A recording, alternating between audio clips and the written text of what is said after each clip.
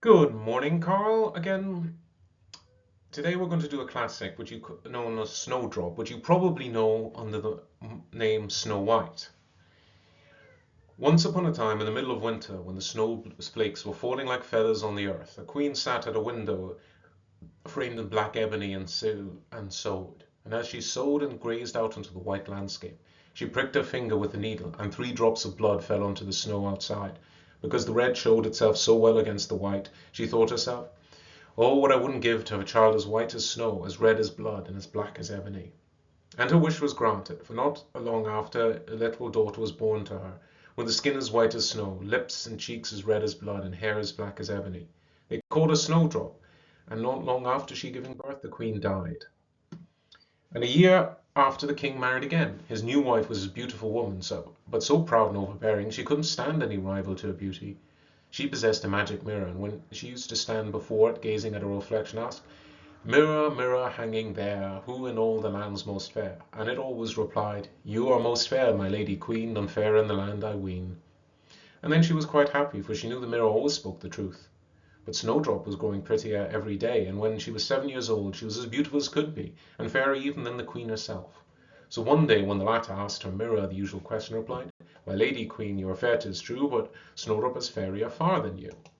Then the queen flew into the most awful passion, turned every shade of green in her jealousy. From this hour she hated poor Snowdrop like poison. Every day her envy and her hate and malice grew, for envy and jealousy are like evil weeds which spring up and choke the heart.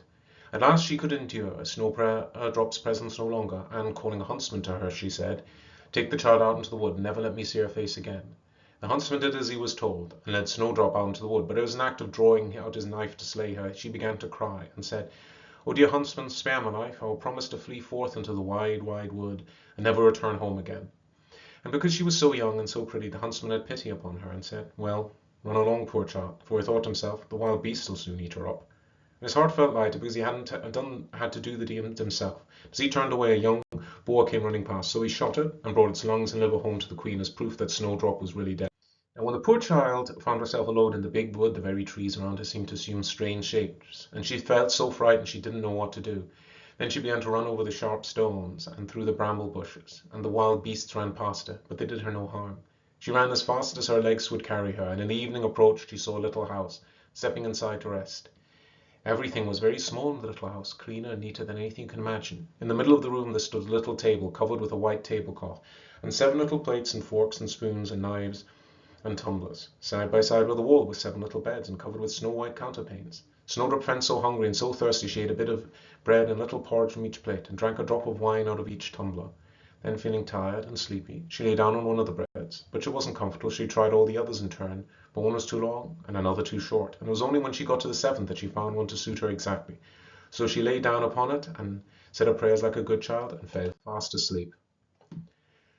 When it got quite dark, the masters of the little house returned. They were 7 dwarfs who worked in the mines down deep in the heart of the mountain. They had lighted their 7 little lamps, and as soon as their eyes got accustomed to glare, they saw someone had been in the room, for all was not in the same order as they said it. The first said, "Who's been sleeping in my little chair?" The second, "Who's been eating my little loaf?" The third, "Who's been tasting my porridge?" The fourth, "Who has been eating out of my plate?" The fifth, "Who has been using my little fork?" The sixth, "Who has been cutting with my little knife?" The seventh, "Who has been drinking out of my little tumbler?" Then the first dwarf looked around and saw a little hollow in the bed, and he asked again, "Who has been lying on my bed?" And the others came running and cried when they saw their bed, "Someone's lain on ours too." When the 7th came to his bed, he started back in amazement, for there he beheld Snowdrop fast asleep. Then he called the others, who turned their little lamps full on the bed, and they saw Snowdrop lying there. They nearly fell down with surprise. "Goodness gracious!" they cried, "what a beautiful child!" And they were so enchanted by her beauty that they did not wake her, but let her sleep on the little bed. But the 7th dwarf slept with his companions 1 hour in each bed, and in this way they managed to pass the night. In the morning Snowdrop awoke. When they saw the 7 little dwarfs he felt very frightened. They were so friendly, and asked her what her name was. In such a kind way she replied, "I am Snowdrop." "And why did you come to our house?" continued the dwarfs. And she told them how her stepmother had wished her to put to death, and how the huntsman had spared her life, and how she'd run the whole day till she had come to their little house. The dwarfs, when they heard her sad story, asked her, "Will you stay and keep house for us, cook, make the beds, the washing, and sew and knit? And if you will give satisfaction, keep everything neat and clean, then you shall want for nothing." "Yet, yes," said Snowdrop, "I'll gladly do all you ask." And so she took up her abode with them. Every morning the dwarfs went to the mountain to dig for gold, and in the evening when they returned home, Snowdrop always had their supper ready for them. But during the day the girl was left quite alone, so the good dwarfs warned her, saying, "Beware your stepmother. She will soon find out that you are here, and whatever you do, do not let anyone into the house." Now the queen never dreamed but that she was once more the most beautiful woman in the world, and so stepping for a mirror one day she said, "Mirror, mirror, hanging there, who in the land's most fair?" And the mirror replied, "My lady queen, you are fair, 'tis true, but Snowdrop is fairer far than you. Snowdrop, who dwells with 7 little men, is fair as you, and fair as fair again." When the queen heard these words, she was nearly struck home with horror, for the mirror always spoke the truth, and she knew now the huntsmen must have deceived her, and Snowdrop was still alive. She plotted day and night how much to destroy her, for as long as she felt a rival in the land, her jealous heart left her no rest. At last she hit upon a plan. She stained her face and dressed herself up as an old peddler wife, so that she was quite unrecognizable. In this guise she went over 7 hills till she came to the house of the 7 dwarfs. There she knocked at the door, calling out at the same time, "Fine wares to sell, fine wares to sell."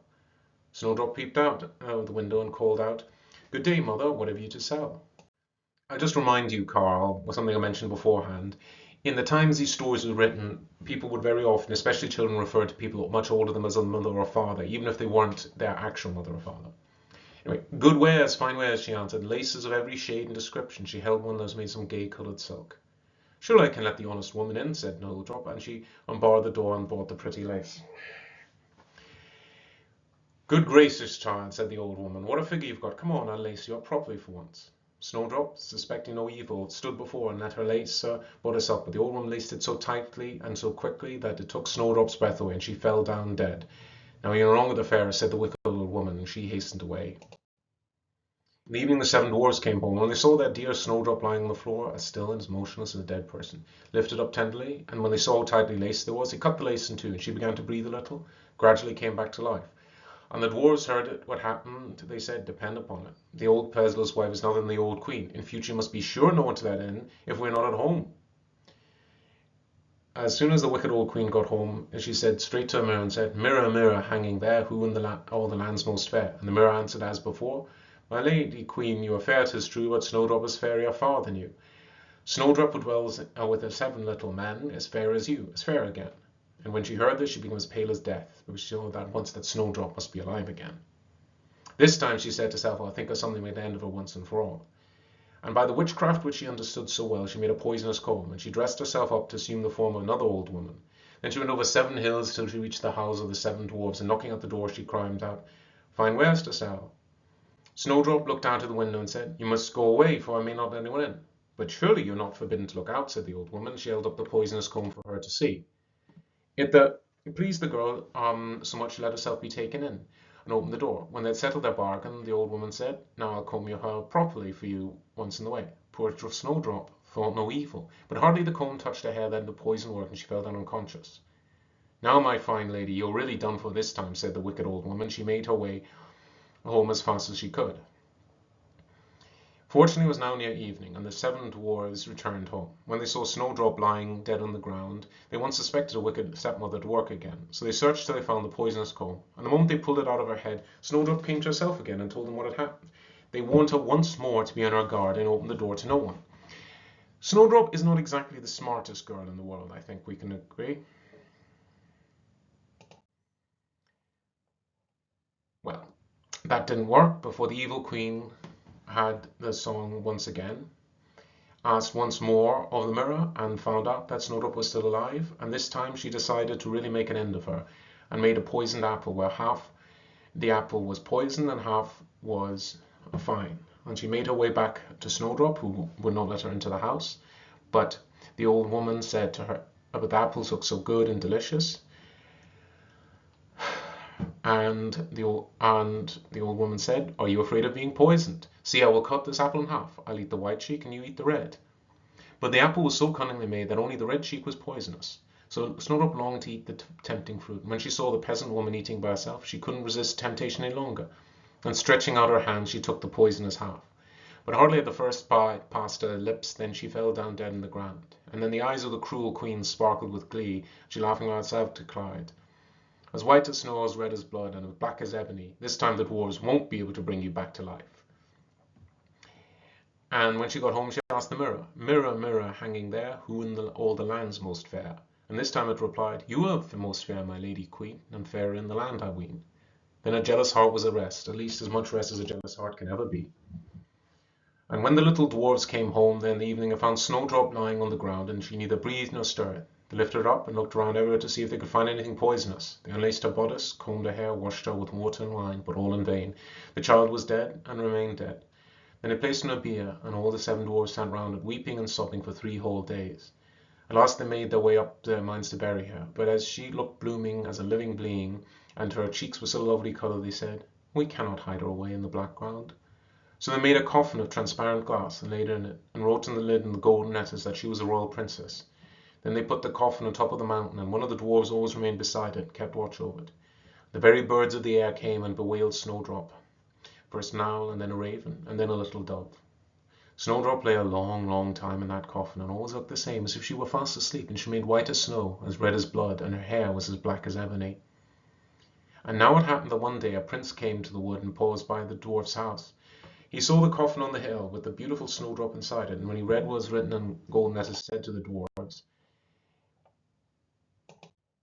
"Give me the coffin, I will pay you whatever you like." But the dwarfs said, "No, we would not part for it for all the gold in the world." Well, he said, replied, "Give it to me, because I cannot live without Snowdrop. I will cherish and love it as my dearest possession." He spoke so sadly that the good dwarfs had pity on him, and gave him the coffin, and the prince made his servants bear it away on their shoulders. Now it happened as they were going down the hill, they stumbled over a bush, and jolted the coffin so violently the poisonous bit of apple Snowdrop had swallowed fell out of her throat, and she gradually opened her eyes and lifted the lid of the coffin, and sat up alive and well. "Oh dear me, where am I?" she cried. The prince answered joyfully, "You are with me." And he told all that had happened, answering, "I love you better than anyone in the whole wide world. Will you come with me to my father's palace and be my wife?" Snowdrop consented and went with him, and the marriage was celebrated with great pomp and splendour. And now Snowdrop's wicked stepmother was one of the guests invited to the wedding feast. When she dressed herself very gorgeously for the occasion, she went to the mirror and said, "Mirror, mirror, hanging there, who is all the land's most fair?" And the mirror answered, "My lady queen, you are fair, 'tis true, but Snowdrop is fairer far than you." When the wicked woman heard these words, she uttered a curse and was beside herself with rage and mortification. At first she didn't want to go to the wedding at all, but at the same time she been happy till she had seen the young queen. And as she entered, Snowdrop recognized her, nearly fainted with fear. But red-hot iron shoes had been prepared for the wicked old queen, and she was made to wear them and dance. I honestly think, I don't know about this one, Carl. I genuinely think Snowdrop could have been smarter. I do love the images, though, and the beautiful pictures from this time. Anyway, until tomorrow, love you to bits.